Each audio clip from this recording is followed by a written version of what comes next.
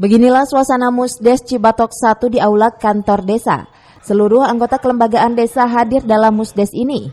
Pembahasan Musdes Cibatok 1 sebagai prioritas akan program ketahanan pangan yang sudah dianggarkan sebesar 20% dari bantuan dana desa.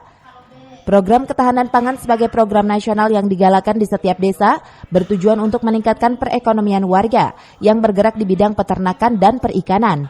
Dua bidang ini yang melibatkan warga banyak dan menjadi alasan Kepala Desa Cibatok 1 memilih di bidang tersebut.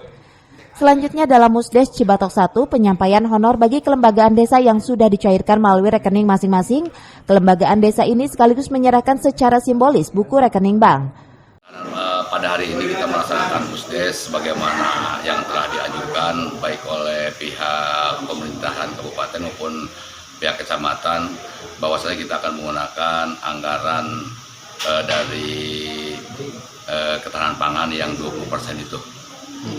Ketahanan pangan bergerak di bidang apa nih Pak? Dari sendiri ini insya Allah akan bergerak yang bisa menyerap tenaga warga masyarakat banyak, diantaranya kita mungkin buat peternakan, perikanan, terus juga misalkan ikan hias dan lain sebagainya. Pak, tadi terlihat pembagian buku rekening Pak untuk para kelembagaan desa itu sendiri Pak. Nah itu buku rekening itu sebab kita itu sekarang memberikan insentif itu tidak dengan tunai tapi langsung dengan ATM gitu Pak. Jadi ini untuk memudahkan pekerja dari Pemdes juga. Dari Cibungbulang, Kabupaten Bogor, Iman Abdurrahman melaporkan.